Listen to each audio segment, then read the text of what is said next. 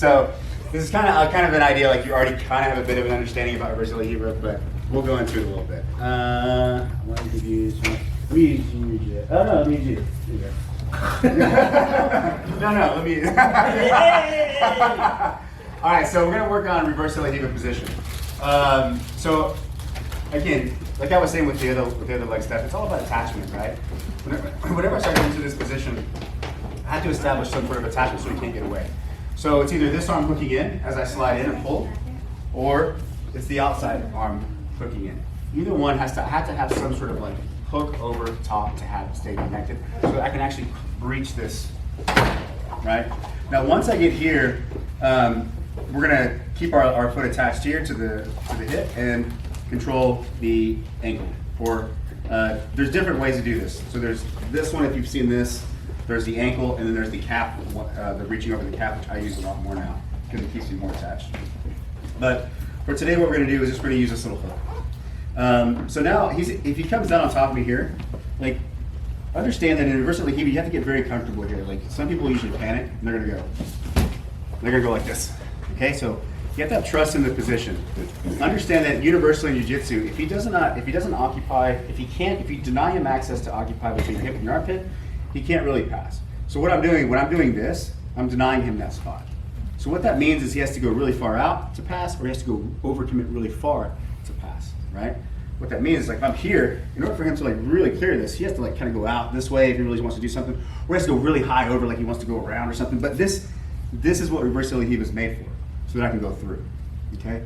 So what we're gonna do today is we're gonna play a different entry. That was just kind of a crash course on reverse Hebrew, but that's what we're doing, okay?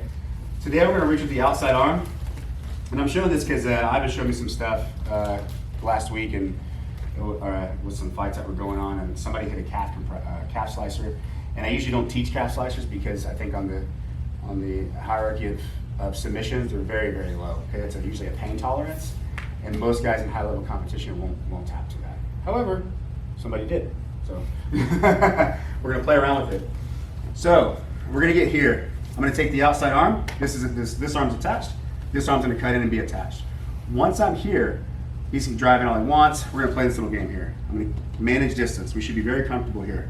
Now I'm gonna take my outside leg and I'm gonna cross it over. Now as he drives in, I'm gonna keep it crossed over, just like this. Now watch. Simply, all I'm gonna do is, I want the crook of my knee to be on top of his leg. I need to be able to get up on my shoulder now, but watch what happens to this bottom leg. You notice how I can't bring my leg behind me, he's still blocking it off here? As I kick this leg back, watch. You see how this starts to rotate me and rotate his leg here? This is what I want. I'm still staying connected right here. I'm gonna hook my foot so I have connection, and I'm gonna go to an inversion. He can still stay like this, straighten his leg, whatever he wants to do. I just want him to keep the person to stay based. That's all I want, stay on top. So I'm gonna get here, and I'm gonna come up my shoulder, and I'm gonna get here. Now as I go here, I'm gonna go through and get to this position. Now notice, a couple things. I can land it free right here. It gets you honey hole, boom, with a nice heel hook. However, you may find yourself landing here. This is where we start talking about calf slicer position. So before I get into that whole finish, let's just study the calf slicer real quick of what we're actually talking about. That's the move we're gonna do, and I'll go over it again, but I wanna talk about how the calf slicer actually works. So if I'm here, and they're everywhere, right?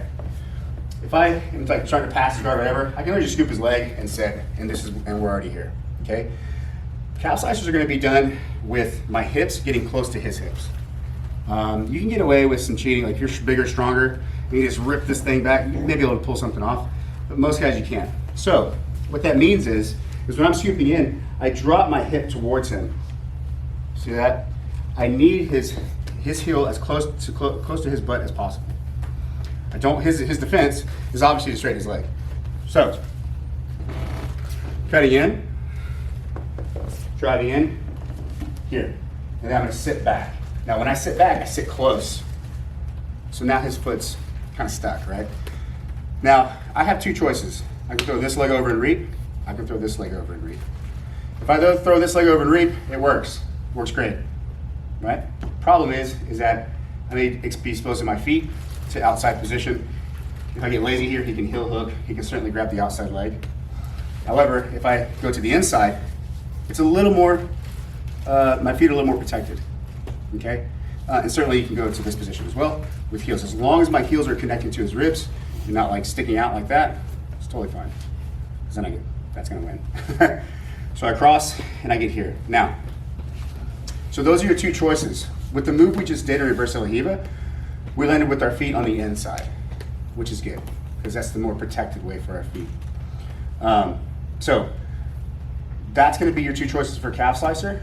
Now how do we actually finish the calf slicer? It's about your wrist. If you have smaller wrist, I've noticed if you have a really tiny wrist and you get somebody that's really big, this may not be your move. Just what I've noticed, okay? But doesn't mean it still can't work. It's just gonna hurt your wrist, right? Because we're basically compressing his leg over our wrist. So when my target is actually like connecting to behind his knee, I should be touching it, like lifting and touching. I keep it bladed up like this. What I mean by bladed is the side. I keep it bladed up, and then I rotate to finish, to create a wider angle under his knee. So I get here, I get like this, I get my feet crossed over, and I'm here. I'm getting tight. I gable grip, and I'm gonna pull to my body as I scoop myself in. Watch. I'm pulling my heels to my butt, crunching everything tight in. Once I connect, then I pull. That's it. Okay, so that's kind of what we're trying to pull off. So you can land into honey hole, you can land into calf slicer. So from reverse Hiva, we're gonna invert and attack the calf slicer, okay? And that's what we're trying to achieve. So let's go to step one. Let's just get this part down. We're all gonna play with reverse Hiva first, all right?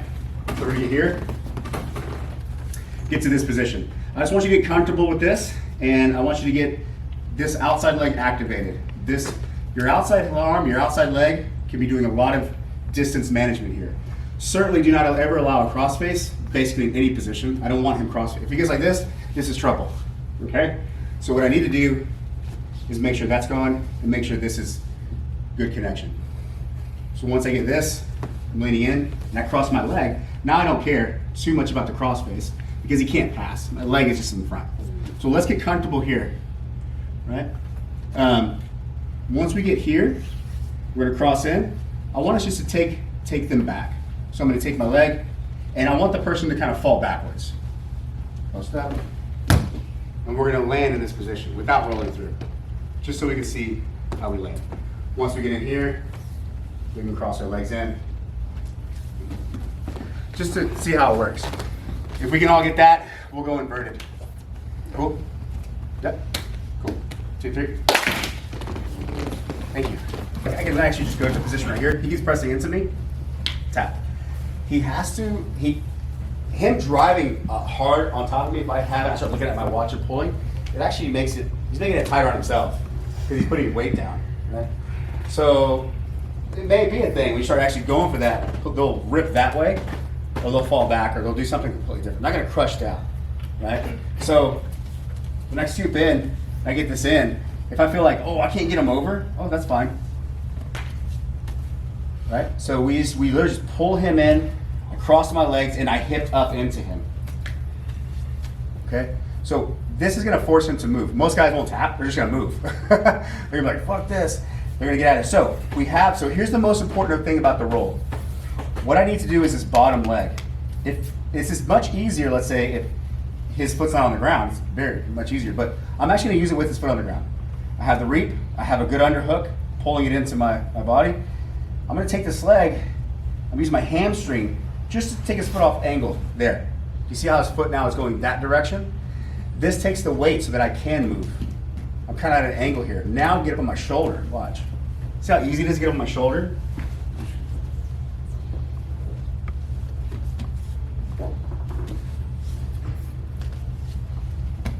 Okay. So there's no effort really, right? It's only because that slight little hook on the bottom turned his body just a little bit, so that he's like leaning this way now. So we've already said, like, if he's pressuring, there's crushing on top, try to finish him right there. If it's not working, you can scoop the leg to the side, and then you can invert. So one more time. I got here, I got the leg through, I can't get anything. I'm gonna take the leg, knee down. Notice I'm not holding here. I saw a lot of you guys holding on to this for dear life.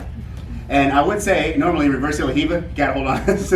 But we have this leg over top. This is replacing this kind of control here. I have the leg over top and I have a hook here. So I don't need the bottom arm anymore. It's good. So again, I'm gonna take my hamstring and change the direction of his foot. That's what I want. I can feel his weight going this way now. I already feel it. There's no more weight on me. I can come up.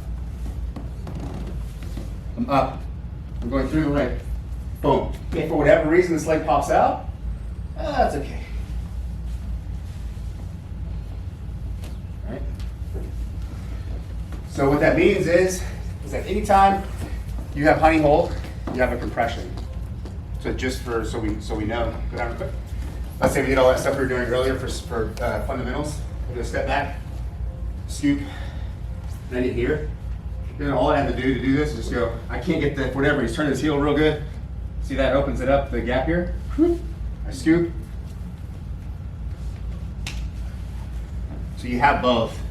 That also works because his actual defense is to actually turn his heel to his butt so he can get on top.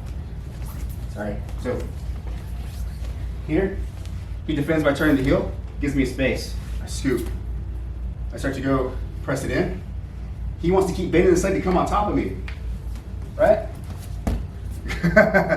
This is ideal, but look at the position we're in.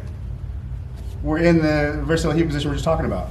I scoop his leg, come up.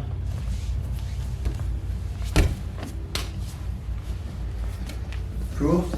This is just they go hand in hand, like a guillotine and a triangle guillotine, armbar triangle. They all go together. So this is the same thing. So look at them as a combo. So it doesn't matter if the leg's caught inside or if it's caught outside. Honey hole compression. So let's try to do the inversion. Again, the key is that little tiny little movement of my bottom leg, like just sliding out a little bit to turn his foot this way. It makes all the difference. If you don't do that, try to do it. His weight's gonna be on top. You're gonna be like, I can't get under. You gotta shift him a little bit that way. Cool. 2, 3. So the first things I want to address is, let's address the easy part. One is the grip. Richard over here was having a hard time finishing to go flat real quick. So he was having a hard time when he got here, like really finishing. He was crossed over. He's like pulling as hard as he can. It's like you can't get it. And again, size of your wrist, size of the guy's leg. Guys with bigger legs, it's harder to finish. Like I was explaining over here, just like imagine if like your leg and you put like a little stick there, a little twig, and you don't even feel it, right? You have to get more mass underneath your knee. So the bigger the leg, the more mass you got to fit underneath there. So somebody 100 pounds doing to a 250 pound guy on his big leg, it's not going to work. Probably won't even feel it, right? It probably hurt you more. So that being said, let's say I crush in, I just can't generate what I need to. I'm going to go to the rear naked choke and really use a pull. So just a side note, you don't have to always have this pulling. If you need to generate more force to really use your back, like grab the rear naked choke and then really use your back to pull. Okay, so just that's the side option. This is going to be a little more detailed, like if you, with reverse de la Riva. There was a good question over here. David had, how do I'm here, I'm doing everything I'm supposed to do, but I can't get this leg through. He's blocking it off, like he comes close. I can't get my leg through. This doesn't work. Yeah, it doesn't work. I gotta have this leg through. So what that means is I gotta use de la Riva for what it's supposed to be used for. De la Riva is used for somebody getting really close and really tight, and then I'm gonna use the de la Riva leg to off balance. So what that looks like is I'm controlling, and if I just kick my leg over my head, you see how I start getting openings? As he comes back, maybe I can feed the leg in here, sweep in, boom, and now I have the position. But we have to like develop some sort of comfortability with using De La Riva. I may not even have this hook. I'm just playing regular reverse De La Riva. He's driving in. You know, I can't get this leg in, right? So I'm gonna use my De La Riva. The bottom leg is gonna go over my head. Maybe I go all the way through. I don't know, right? But the idea here is that the De La Riva is not like a static position. We're constantly moving that leg to off base to get them off balance. And if you see, like, the whole point is to me, not necessarily get underneath him, but I'm here. The whole point is just to get him over my head. So I'll be here playing around. Boom, I get him up. Look at all this space over here. Right? Now, I can feed this leg through, come through, and now I have the position. Right? So we have to kind of create it, and then of course, I start coming up and doing what we just did. So use the De La Riva if you need to like kick over your head to get him to post, so you have space to go to that position. Okay? And again, the main thing you have to have is connection with this leg. I can't be like this and him dropping down. I can't move him. This bottom leg has to be hooking. Now I can give him a little bump. Now I have space. See this gap? Now I can go and occupy this space. Boom, maybe he comes back. I need it again. Boom. Oh, look, I already went through. Right? That's something totally different. Okay? So, just to address not being able to get that foot in, you'll use the De La Riva, reverse De La Riva, to open that space. Cool? All right, let's get water, pieces. Let's get some roll time in there. 1, 2, 3.